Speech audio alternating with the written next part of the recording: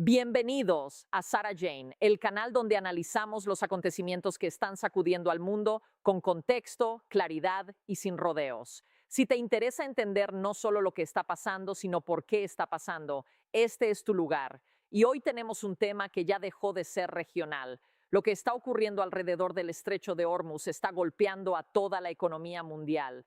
No es una exageración. El planeta entero está sintiendo la presión. La razón es simple pero brutal. El régimen iraní ha terminado por estrangular el estrecho de Hormuz, uno de los puntos más vitales del sistema energético del mundo. Y cuando se bloquea una arteria por la que circula una parte tan enorme del petróleo y del gas global, el impacto no tarda en sentirse. Países enteros están quedándose sin combustible. Millones de personas están enfrentando apagones, cierres de escuelas, racionamiento y una presión económica que no deja de crecer. En algunos lugares ya no se trata de si la situación va a empeorar, sino de cuánto más pueden aguantar antes de entrar en una crisis abierta. Y aquí es donde la historia se vuelve todavía más seria. Para intentar reabrir esa vía marítima, Estados Unidos ha desplegado por primera vez en una zona de guerra una flota de embarcaciones de combate no tripuladas. En otras palabras, lanchas robotizadas, veloces, pequeñas, difíciles de detectar y diseñadas para operar en un entorno donde cada minuto puede decidir si el comercio mundial respira o se asfixia todavía más. El Pentágono confirmó que este sistema está siendo utilizado por primera vez dentro de la operación Epic Fury. El nombre oficial es US Navy Global Autonomous Reconnaissance Craft, o GAIA-ERC. Miden alrededor de 5 metros y pueden cumplir misiones de vigilancia, reconocimiento y, si hace falta, ataques suicidas contra lanchas rápidas iraníes. La idea no salió de la nada. Ucrania ya demostró que este concepto puede ser devastador cuando utilizó drones navales explosivos para debilitar seriamente a la flota rusa del Mar Negro. Y cuando uno entiende la lógica del costo, todo encaja todavía más. Un dron de este tipo puede costar unos pocos millones. Un misil antibuque iraní también puede costar millones. Pero un destructor estadounidense vale miles de millones. Por eso, usar plataformas no tripuladas para interceptar amenazas en el Golfo es una apuesta mucho más eficiente que arriesgar buques de enorme valor. Ahora bien, aquí hay una parte importante. Irán ya ha usado tácticas parecidas para atacar petroleros en el Golfo, especialmente buques civiles con poca o ninguna protección. En este momento no sabemos con total certeza si Estados Unidos ya ha empleado estas embarcaciones para ataques ofensivos directos, pero sí sabemos que tienen esa capacidad y que Washington está siendo muy reservado sobre cómo las está utilizando. Lo que sí se ha confirmado es que ya acumulan más de 400 horas de operación dentro de esta campaña. Eso significa que no se trata de una simple prueba, sino de un sistema que ya forma parte real del campo de batalla. Pero aquí viene la pregunta decisiva. ¿Pueden estas plataformas realmente ayudar a reabrir el estrecho? Porque ahora mismo el estrecho de Hormuz no es solo el punto más importante de esta guerra, es probablemente el punto más importante del mundo. Y digo del mundo porque cuando observamos la región del Golfo Pérsico, entendemos enseguida por qué cualquier interrupción allí tiene un efecto sísmico sobre toda la economía global. Esa zona concentra aproximadamente el 60% de las reservas probadas de petróleo del planeta y más del 40% de sus reservas de gas natural. No existe otra región en la Tierra con una concentración comparable de energía en un espacio tan relativamente pequeño. Y el problema se agrava porque una parte gigantesca de ese petróleo y ese gas pasa precisamente por el estrecho de Hormuz, un corredor extremadamente angosto en su punto más estrecho. Es decir, el mundo depende de una franja marítima vulnerable, comprimida y muy fácil de convertir en cuello de botella. Cuando todo funciona, parece una simple ruta de comercio, pero cuando se bloquea, se revela como lo que realmente es, una arteria crítica sin la cual el sistema económico internacional empieza a fallar. Ahora, para entender la magnitud real del problema, hay que ir más allá de los titulares y mirar quién depende de esa ruta y cuánto depende de ella. Antes de la guerra, cerca del 20% del comercio mundial diario de petróleo pasaba por ese estrecho, y eso significa que cualquier interrupción prolongada no golpea a un puñado de países, golpea a una cadena enorme de importadores, refinadores, transportistas, industrias, hogares y gobiernos. Pero hay algo todavía más importante que el porcentaje global. La dependencia no está repartida de forma equilibrada. Algunos países pueden absorber el golpe, otros no. Japón, por ejemplo, depende de forma abrumadora del crudo que sale por Hormuz. Aproximadamente el 93% de sus importaciones de petróleo están ligadas a esa ruta. Corea del Sur ronda el 70%, Taiwán y la India cerca del 60%, Tailandia está alrededor del 55%, China alrededor del 40%, Filipinas cerca del 38%. Estados Unidos aparece mucho más abajo, con una dependencia directa menor al 10%. Eso no significa que esté inmune, significa que el golpe directo es menor. Pero en una economía globalizada, el impacto indirecto termina alcanzando incluso a quienes no parecen tan expuestos. Y aquí está una de las claves que muchas veces se pierde cuando se mira este tipo de crisis. El comercio directo no cuenta toda la historia, porque un país puede no recibir petróleo directamente desde Hormuz y aún así depender profundamente de esa ruta. Imagina que el petróleo sale del Golfo, llega a una refinería en la India, se procesa allí y luego los derivados se envían a otro país. Ese segundo país quizás no aparezca como comprador directo del petróleo de Hormuz, pero en la práctica sigue dependiendo de ese flujo. Cuando añadimos esta exposición indirecta, el panorama se vuelve mucho peor. Países que parecían relativamente protegidos pasan de pronto a mostrar una vulnerabilidad enorme. Filipinas es un ejemplo claro. Su exposición salta de un nivel moderado a uno muchísimo más alto cuando se incorpora el efecto indirecto del comercio energético. Taiwán también aparece mucho más comprometido. Y en el caso taiwanés, el problema es incluso más delicado porque no se trata solo de combustible. También está la cuestión de los semiconductores y de insumos menos visibles, pero críticos, como el helio, del que hablaremos en un momento. A esto se suman Corea del Sur, China, Vietnam y otros países asiáticos que pueden no parecer al borde del colapso inmediato, pero sí están sintiendo una presión energética muy seria. Y si quieres medir qué tan duro está golpeando esta crisis, no basta con mirar la dependencia. También hay que mirar las reservas, porque en una interrupción de este tipo, los países no se dividen solo entre los que importan mucho y los que importan poco, sino entre los que tuvieron tiempo, dinero y previsión para almacenar energía, y los que llegaron al conflicto prácticamente sin colchón. Japón, por ejemplo, cuenta con más de 250 días de reservas estratégicas, si se combinan las reservas estatales y las privadas.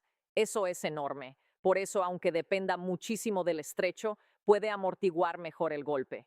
Pero otros países no tienen ese lujo. Bangladesh y Pakistán, por ejemplo, llegaron al inicio de esta guerra con reservas extremadamente limitadas. En el caso de algunos cálculos, apenas alrededor de 2 semanas. Y cuando ya llevas cerca de un mes de crisis, ese margen se convierte en una cuenta regresiva. Por eso estamos viendo medidas drásticas.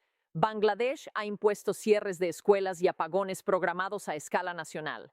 Pakistán ha enviado a parte del sector público a trabajar desde casa, ha reducido días laborales y también ha cerrado escuelas.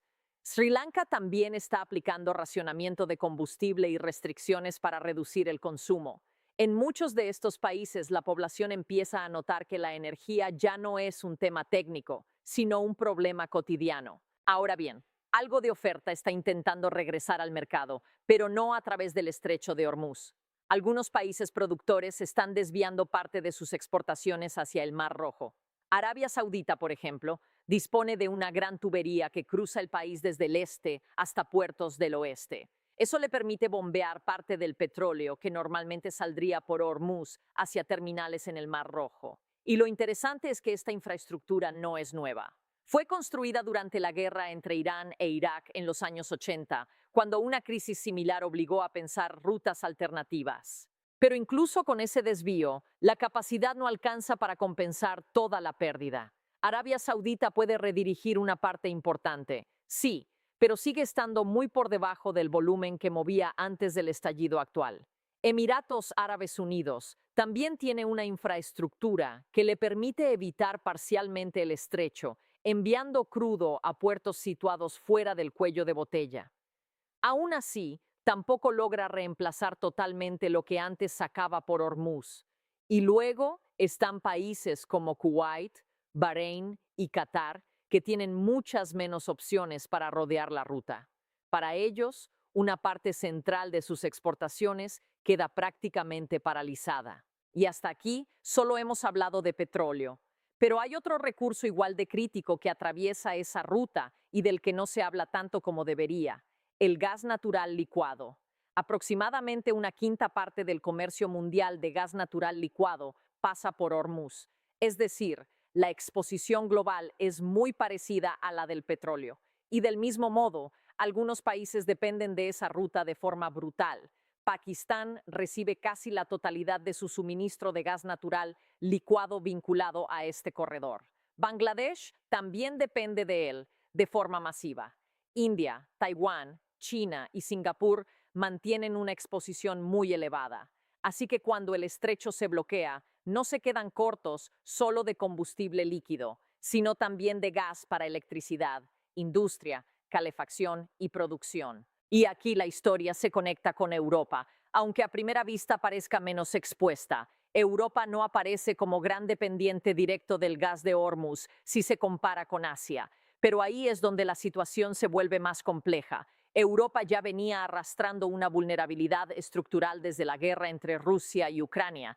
Recibe menos gas ruso que antes, tuvo un invierno más frío de lo habitual y además está enviando más gas a Ucrania. Todo eso ha reducido sus niveles de almacenamiento, así que aunque el gas de Hormuz no fuera antes su principal fuente, el cierre del estrecho altera el mercado global justo en el momento en que Europa necesita recargar reservas antes del próximo invierno. Y eso cambia por completo la ecuación, porque para llenar sus depósitos, Europa va a tener que comprar en el mismo mercado internacional en el que ahora compiten países asiáticos desesperados por sustituir el suministro que ya no les llega. En otras palabras, aunque el corte ocurra lejos, todos terminan pujando por el mismo producto. Y cuando muchos compradores compiten por una oferta que no crece, los precios se disparan. Esa es la lógica que convierte una interrupción regional en inflación global. Y hablando de Europa, no se puede olvidar al Reino Unido.